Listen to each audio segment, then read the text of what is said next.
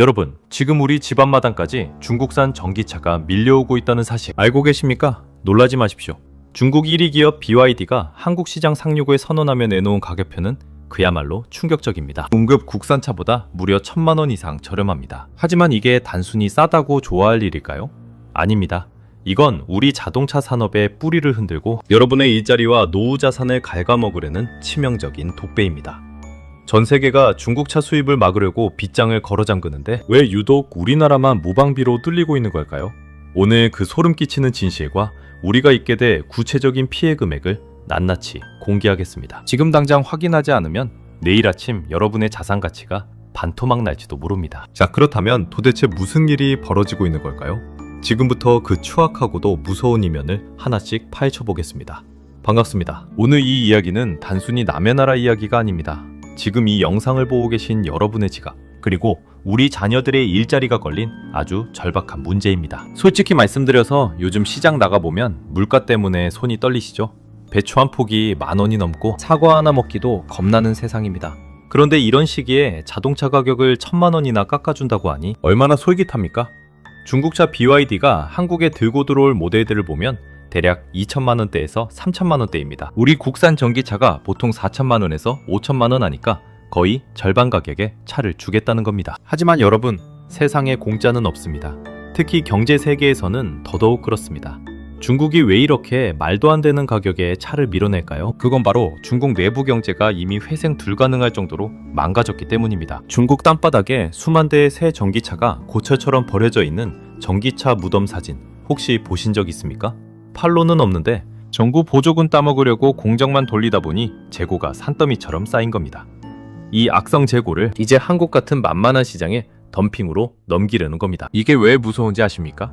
1997년 외환위기 당시를 떠올려 보십시오. 그때 우리 국민들 정말 고생 많으셨죠? 당시 위기의 시작이 무엇이었습니까?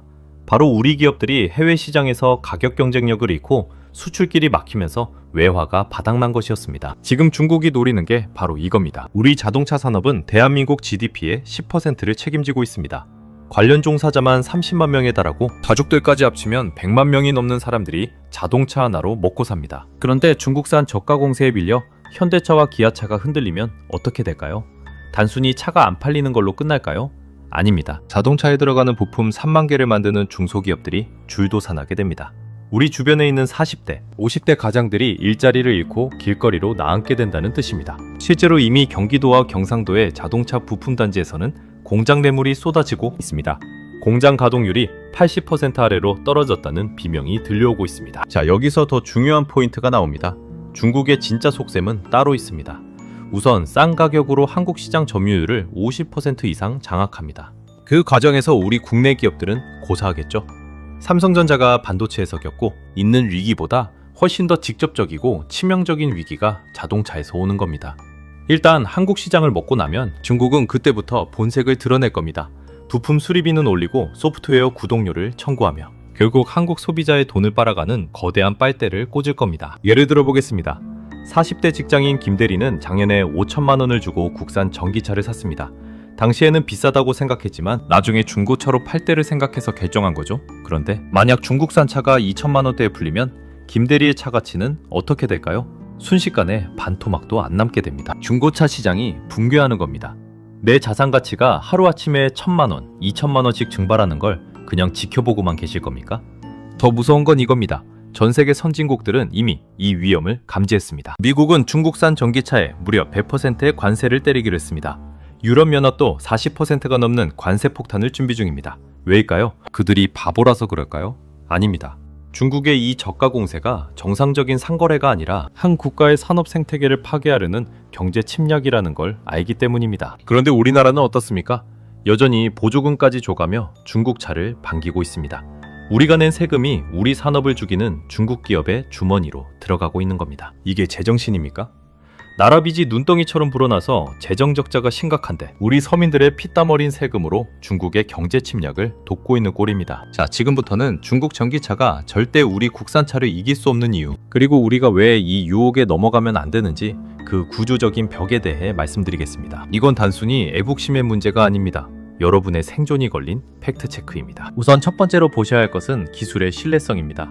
중국 전기차가 싸게 팔 수 있는 비결은 리튬, 인산철 배터리라는 저가형 배터리를 쓰기 때문입니다. 그런데 이 배터리의 치명적인 약점이 무엇인지 아십니까? 바로 추위의 쥐약이라는 겁니다.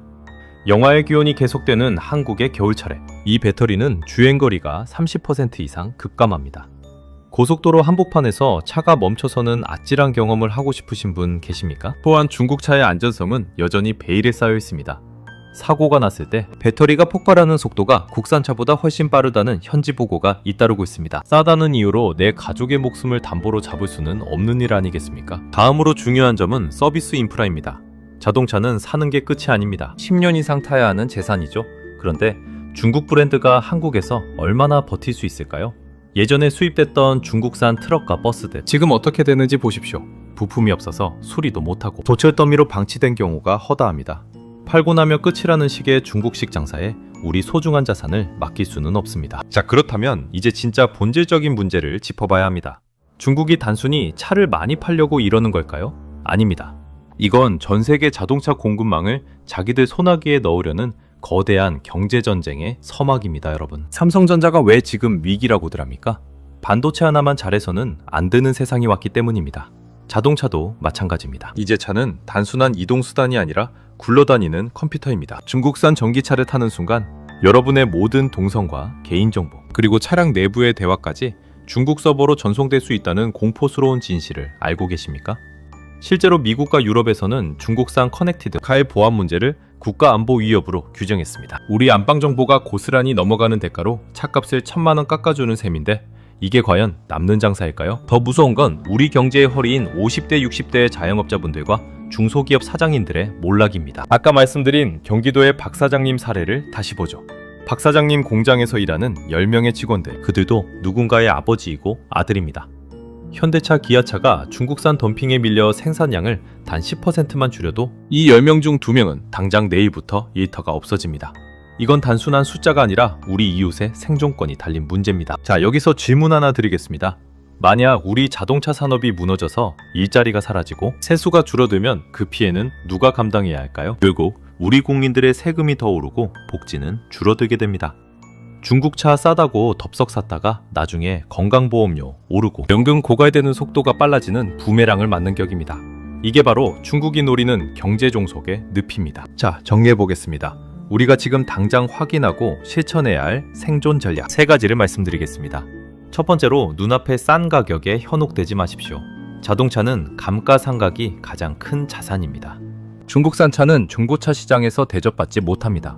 결국 3년 뒤, 5년 뒤를 생각하면 국산차를 사는 게 내 자산을 지키는 훨씬 더 현명한 선택입니다. 두 번째로 정부와 정치권에 강력하게 요구해야 합니다. 우리도 미국이나 유럽처럼 보조금 정책을 바꿔야 합니다. 우리 세금이 우리 산업을 죽이는 데 쓰이지 않도록 국산 배터리와 국산 부품을 쓴 차량에만 혜택을 주도록 제도를 개선해야 합니다. 일본을 보십시오. 일본은 자국 차 점유율이 90%가 넘습니다. 그들이 폐쇄적이라서 그럴까요? 아닙니다. 자기 나라 일자리와 산업 생태계를 지키는 게 결국 국민 모두가 잘 사는 길이라는 걸 본능적으로 알기 때문입니다. 세 번째로 가장 중요한 건 우리의 인식 변화입니다. 경제는 심리입니다. 우리가 중국차 싸다고 줄 서서 사는 모습을 보이면 전 세계 투자자들은 한국 시장을 가망 없는 곳으로 보고 자본을 빼나갈 겁니다. 환율이 1,450원을 넘어 1,500원까지 치솟으면 그때는 아무리 후회해도 늦습니다. 제2의 외환위기는 외부에서 오는 게 아니라 우리의 안일한 선택에서 시작될 수 있다는 점을 명심하십시오. 결론은 명확합니다. 위기는 예고 없이 오지 않습니다. 이미 경고등은 새빨갛게 들어와 있습니다. 단지 우리가 설마하며 귀를 막고 있을 뿐입니다. 2026년 오늘 우리가 내리는 선택이 10년 뒤 우리 아이들이 한국 차를 타고 세계를 누비지 아니면 중국의 경제 노예로 전락할지를 결정합니다. 준비하는 자만이 살아남습니다. 오늘 이 영상이 여러분의 소중한 자산과 대한민국 자동차 산업을 지키는 작은 불씨가 되기를 간절히 바랍니다. 지금까지 긴 영상 시청해주셔서 감사합니다. 여러분의 현명한 선택이 대한민국의 미래를 만듭니다. 다음 시간에 더 날카롭고 유익한 경제 이야기로 찾아뵙겠습니다. 고맙습니다.